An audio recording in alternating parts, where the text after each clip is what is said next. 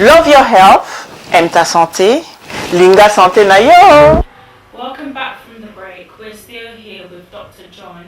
Our next subject is integrative medicine, which Tonia and I will be asking some more questions on. Dr. John, I'm aware, and everyone else is aware, that you're a doctor in pharmacy and you specialize in integrative medicine.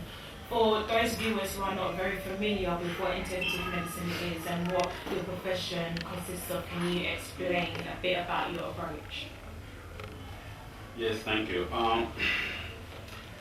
Integrative medicine or integrated medicine, both words suit it, is a new type of medicine of the 21st century.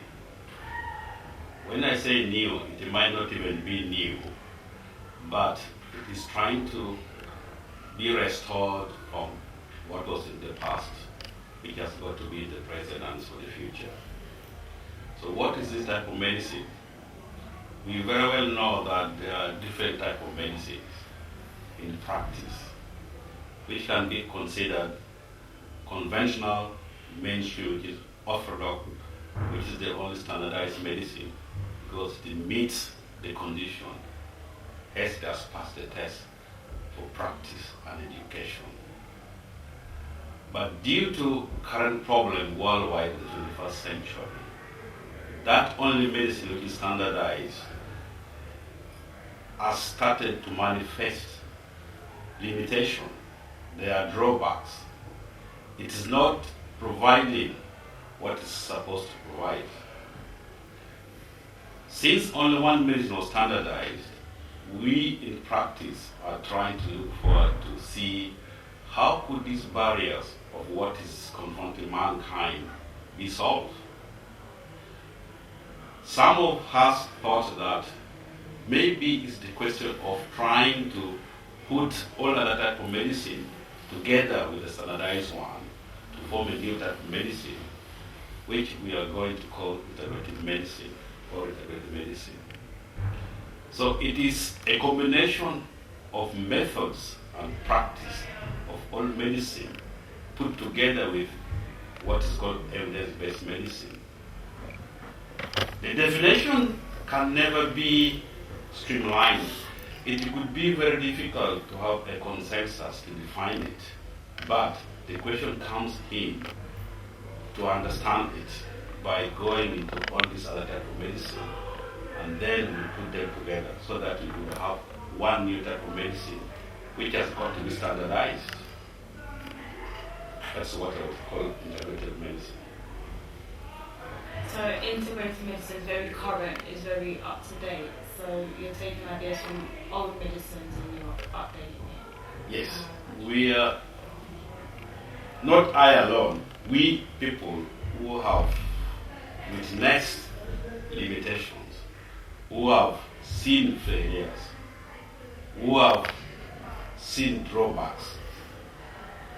We feel that from the other neglected type of medicine, which is claimed not to have passed the test, which is called a standard test, could be a resource to extract ways of handling the current global health problems. So we need to bring to the attention of whoever is concerned that we can constitute one new type of medicine which will pass the test that is supposed to pass.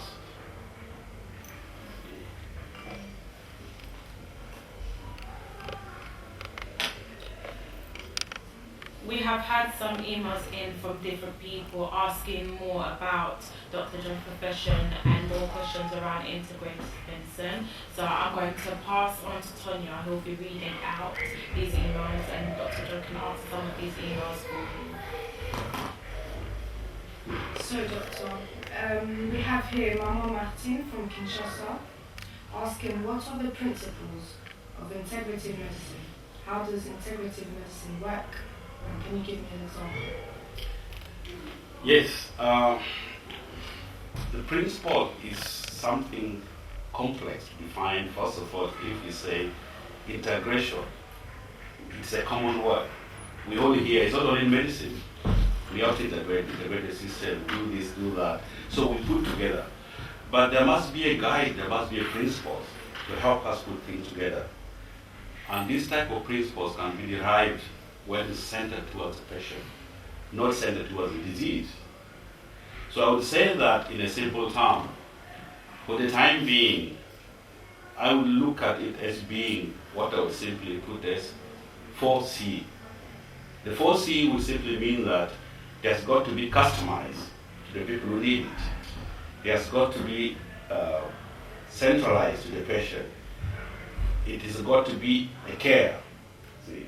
So this is what I would call it a 4C in aspects of centralize it, providing the care, and then offering things which will make us think of the patient being centered to, but not the disease. Because if you look at it, the disease is always the main frame or the base of therapy. But we need to let the patient be the base of therapy, not the disease. Because one disease will manifest itself in one patient and will manifest itself in another patient in a different way. So if you want to treat the disease, we're not treating the patient. We have here Mabia Farida from London asking, what are the main reasons that motivate you to work in integrative medicine? The reasons are very several, but having been in practice for almost over 20 years, having met and sat down with patients, I decided to have a vision of a journey in a new type of medicine due to my flexibility in practice, due to my empathy, due to my relations with the patients. I like facing challenges when someone tells me, I'm not healthy, this medicine is not helping me.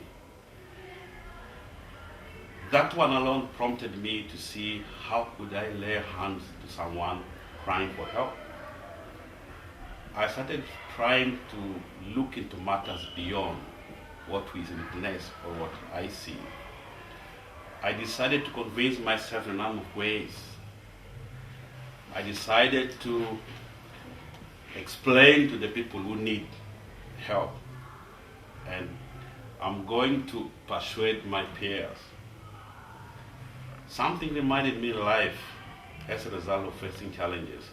When I was young, at the age of 8, my grandmother used to be a herbalist who one day told me, I wanted to be a doctor in life.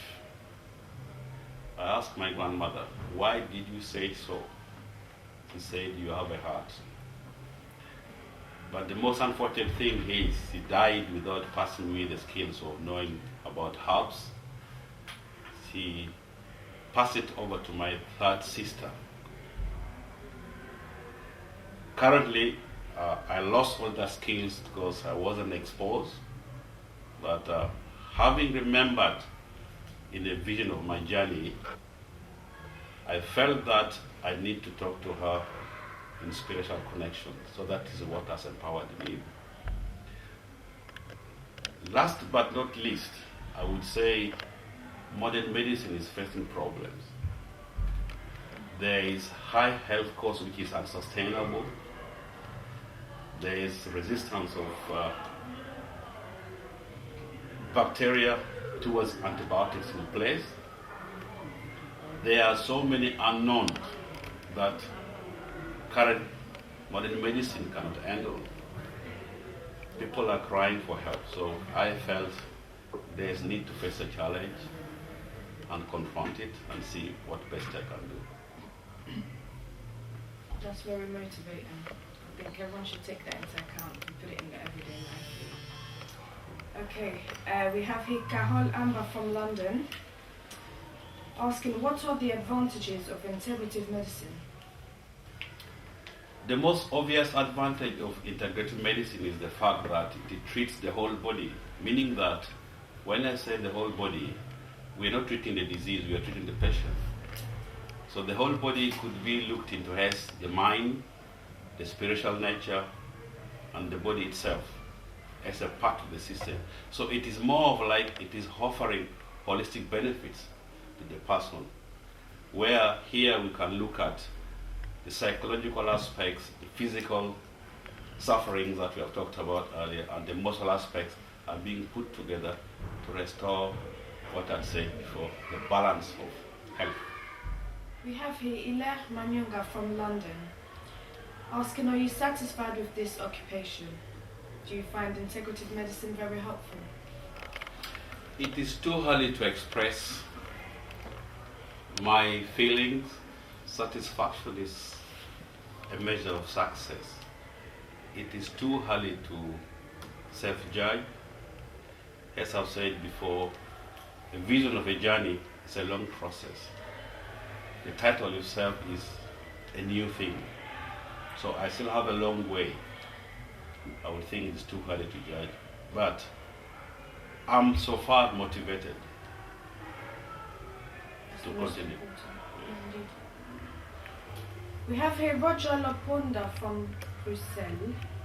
There is a long list of the common conditions which you can deal with. He's asking, can you tell us how do you treat diabetes, high blood pressure, cholesterol, heart disease, obesity and cancer? If you look at the long list cited, there's one thing common. My approach, as exposed, is integrative. Now, putting things together with the simplest term of thinking of integration, and without repeating the same thing which actually has to manage all those conditions individually, I would simply say the first thing to do is to understand the main factor, the common among all the disease of what, list of what you have cited. So if you look at it, we have said long-term condition being chronic. So in all the list you have said, we have got inflammation. Inflammation is simply the swelling and the redness of an organ or a tissue or a cell, which is the base function of the cause of the disease. So the cornerstone of all diseases is inflammation. So in an integrative approach, what should one do to control inflammation in all the diseases you have started or you have said? The question goes to what we are simply advocating, lifestyle changes. So lifestyle medicine. It will not be guessing. It will be trying to look into the way of trying to control, prevent, manage, and reverse the process of inflammation, which is the underlying cause of all the diseases being cited, and the ones which is unknown. So here, if we go to a detox process, we go to balancing, we go to replacing what is deficient, definitely, without even using what is conventional, you start seeing that you're experiencing a change. So the answer is very simple. It's not going to be rocket science. It's just taking what we put to control all these as a complex situation or as a simple situation. The answer really comes back to the same. Mama Sophie Luponda from Kinshasa, she's asking, how can you treat autism?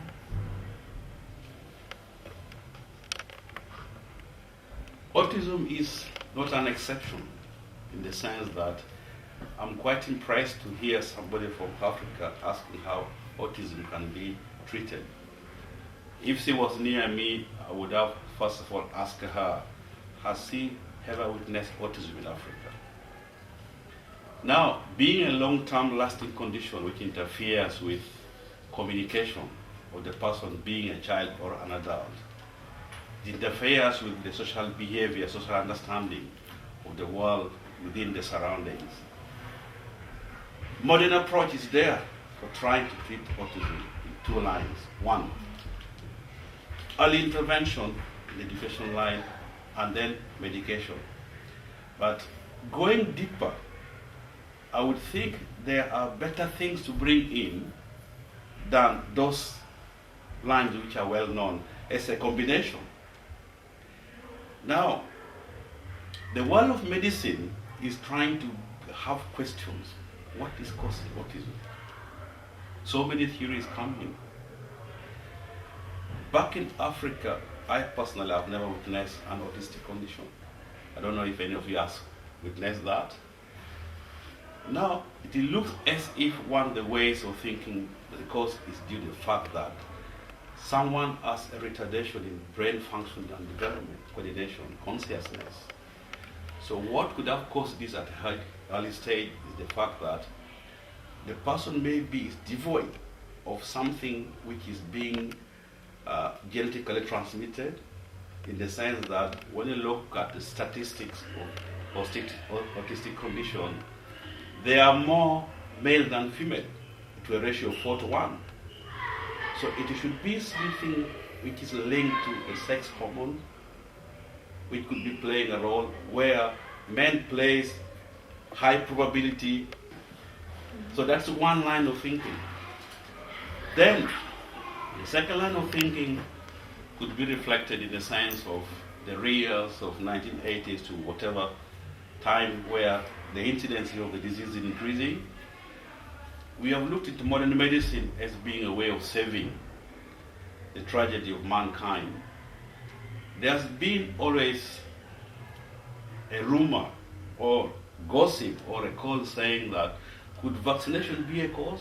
Because vaccination contains mercury, which is one of the preservatives in it. Things given to kids like vaccination. So there are so many things which could come in and be questioned. But to have a solution, it means we have to go back and look into what could have been the cause. That's when we could say we can treat it. But for the time being, maybe we can manage, because we are taking a stage of trying to improve on the ability or capability to understand, in fact, learning process, communication, which actually we are managing, but I don't think it's a way of treating it. It's just a way of managing it. We have here Jackie Montezolo from London asking, what are the challenges of working in the field of integrative medicine?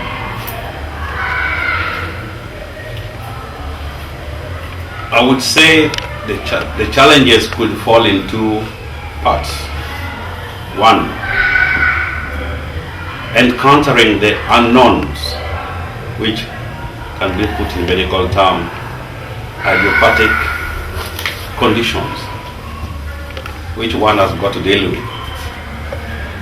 The second part could be encountering the knowns, where the solution is not yet there. So, to handle both challenges, the person practicing integrative medicine must develop a capacity and have certain qualities. Among those qualities that I would suggest or think of, which has helped me, I would say the following. A practitioner must have an open mind. A practitioner must think beyond and outside the box. A practitioner must have the ability and the knowledge and the capability of taking a decision where there is no evidence. This would then mean that at the same time as you're practicing, you are having a research being carried, because the idea is to collect data and evidences so that you could share, as I've mentioned before, to the peers. Thank you, Doctor. That's the emails done. As we know, we have more emails which will be answered through Dr. John, so you'll be contacting him if you have more questions, and for the rest of the emails sent through. Thank you very much. I will now be passing you over to Whitney. Okay, thank you, Tonya, and thank you to the public and everyone who's watching the show for your emails. Now, before we wrap up and we finish the show, I've just got a couple more questions to ask Doctor. Could you please describe your educational background and how you became qualified in integrative medicine, so everyone can understand a bit more about your qualifications and they can understand the steps it took for you to be able to become qualified? Okay. I would put it in two stages. First of all, I've got a background of studying pharmacy that I took about 6 years to study pharmacy in the former Soviet Union in Russian language. I then went and studied more subjects in France, in chemotherapeutic, what the French call it, so in English it's called medicinal chemistry. I then came to the United Kingdom to practice pharmacy that I studied formally in the former Soviet Union republics. In the course of my practice of pharmacy, the fact that I was exposed to patients who had numerous conditions which could not be solved by the current practice, I started thinking laterally, and then I decided to start doing a course, sessions of lectures as a professional within London schools. But then in 2010, University of Buckingham was looking for interested health professionals who would like to study integrative medicine. I then applied, and I was the only person with pharmacy background who joined the team. The rest were all medical doctors practicing conventional medicine. So I did participate in doing that course with 18 doctors and 2 nurses. So in the United Kingdom, we are only 20 people or professionals in healthcare who have got that qualification for practicing integrative medicine. We are the founding fathers of the new type of medicine. So we are all practicing in different parts of the United Kingdom. And the beauty about it is that in integrative medicine, you don't have to do everything. You must take your line of competency and develop. So among 20 of us who have qualified, whatever I cannot do, I would signpost you to my fellow colleagues. So you can look, it is a networking sort of qualification that whatever you encounter, which I would term the unknowns or the unknowns or the knowns without solutions, if you cannot handle it, you are not alone. There are people within the cycles. But the beauty of it is like putting heads together. We all have different knowledge, background, capacities, experiences. It makes it very interesting. But I would like to say something which actually has even encouraged or motivated me more in the course of my studies. I'm so grateful and so pleased to receive a number of emails from Kinshasa, Congo, or Zaire, I don't know how it could be called, but Democratic Republic of Congo.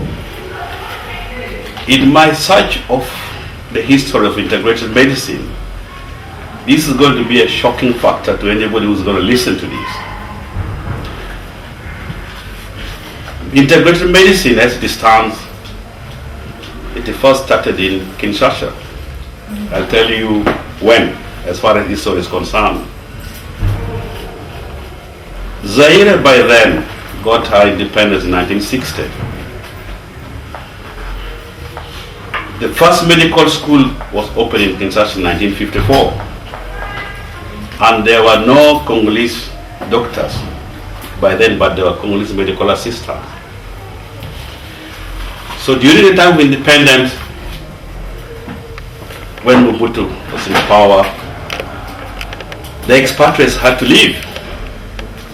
So there was great need to see what has got to be done so that the healthcare system in Zaire by then meets the challenges in public health. The first thing which was done is the fact that most expatriates from French-speaking countries had to go into Kinshasa, where you can find even people from IT went there.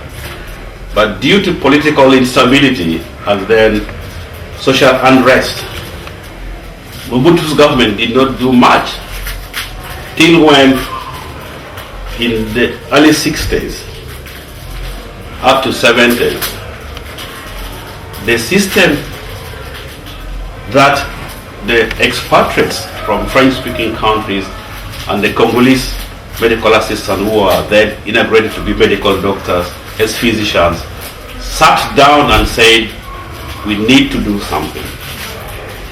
So they put a system in place where they could involve the community, which was the baseline as built in the pyramid of the healthcare.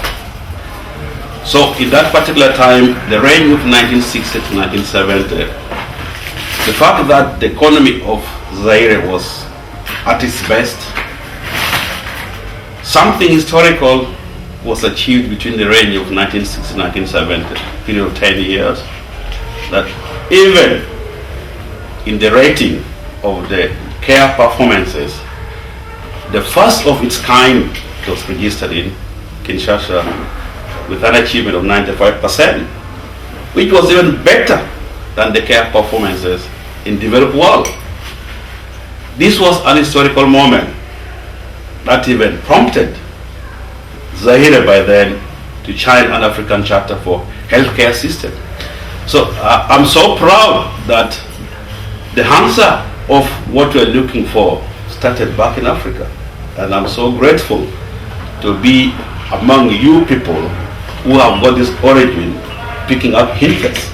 So you can see how relationship with nature comes in. Africa has always been undermined, but it has been the ground for everything. Life started in Africa along the equator, where we think of Kenya, Tanzania, Uganda. The equator runs across Congo. So if you look at it, that integrative medicine started in Zaire by then, life started in same place along the, which is termed Horn of Africa. So why don't we one time think that we could manage these things ourselves? Because we don't have to prove anything to anybody, but we have got our history. We have got our evidence, which we are shying away from. But when you look at it currently in the global aspects, these are the places where people are suffering to an extent where you cannot believe when you try to track down in history that, but this is where the new thing we're talking about started. So that is why I'd say integrative medicine is not very new the way it has got to be. It is the medicine of the past. And we have got the evidence. We have got the background. We are blessed by resources of nature. Okay, there is always a contradiction or conflict of interest or criticism. There can never be development without criticism. We have to embrace what belongs to us. There is more to be done and to be done, and to be said as far as we are concerned. Thank you very much. Our final question for the show is, what encouragement would you give to our viewers who are suffering with long-term illness and are interested in trying integrative medicine and want to learn more about it and see what it's about? I would think that the first advice I would really give is like each and every individual suffering from any chronic condition should think of a way of changing the lifestyle and the behavior as far as health is concerned. From there, you must engage yourself. Think that, as I've said in very well, self-care, self-help. You must look into the way of how you have to change your life as far as physical activity is concerned. Physical doesn't mean running, doing gymnastics. You engage yourself, you can do exercise by swimming, number of things, and then the other thing is always to think of how healthy you have to eat. You need to get time to relax. So you need to put all this together even before you start the medicine. That will be the first way forward. I would say nobody should ever blame any doctor in conventional practice, because if you go with the problem, the best they can offer is to write you the prescription. They can never think about your diet or whatever it is. They do what the policy says. But your own health is in your hands. You have to be your own physician. You have to be your own expert. We are there to initiate the process of healing, but you are the one to do it yourself. You can always be willing to educate you, bring you to awareness, work together with you, or you have that capacity of taking care of yourself. So if you take this as a priority or as a choice, I believe some of what cases we are seeing as far as health is concerned, we are going to be able to manage. We shall prevent what has not happened or what has not hit mankind. We shall treat, and most interesting of all things is that we shall be able to reverse even some of the debilitating conditions which is the underlying cause of chronic diseases and autoimmune conditions. Thank you very much for answering my questions, Dr. John. Are there any final words you would like to leave everyone with? I can see there's a book on the table. Would you like to tell us more on this interesting book I see? I'm Dr. John OSUKU. In my journey into a vision of integrative medicine, I have, for the first of its kind, composed a book which summarizes one deficient nutrient that we all need to sustain optimum health. This nutrient is one of those nutrients that if you are deficient in it, there is always a possibility of developing a chronic disease. And it is talking about vitamin D. Vitamin D is central in all conditions which are chronic or autoimmune. The world is trying to give a question global to understand why is there a rampant deficiency worldwide. So in simple terms, simple language, not scientific, but for a lay person, I've written in an handy text a simple book which just picks on one nutrient that we all need. And if by any chance you get this book and read, then understand, you'll never be an exception of it in the sense that you are vitamin D deficient. For whoever is in the continent of Africa, we are not supposed to be deficient, but research outcomes widely express that even where we're not supposed to miss it, we don't have it. Due to vitamin D is central in all conditions which are chronic or autoimmune. The world is trying to give a question global to understand why is there a rampant deficiency worldwide. So in simple terms, simple language, not scientific, but for a lay person, I've written in an handy text a simple book which just picks on one nutrient that we all need. And if by any chance you get this book and read, then understand, you'll never be an exception of it in the sense that you are vitamin D deficient. For whoever is in the continent of Africa, we are not supposed to be deficient, but research outcomes widely express that even where we're not supposed to miss it, we don't have it.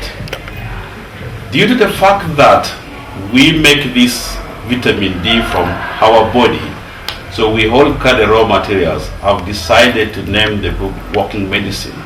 So you are a walking medicine yourself, so long as you expose yourself to the sunshine in a moderate fashion.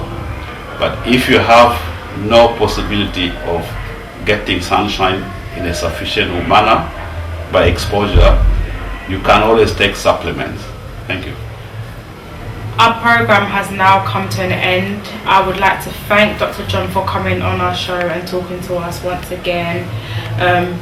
I'd like to thank our viewers as well. Thank you for listening. I hope you gained a lot out of this second show. With anyone who has questions for Dr. John, you can email him on johnjusukuopio@btinternet.com. I'm going to repeat that again. johnjusukuopio@btinternet.com, or you can also email our show, which is loveyourhealth@outlook.com, or you could also check out our website on www.healthnutritionfitness.co.uk. Thank you very much.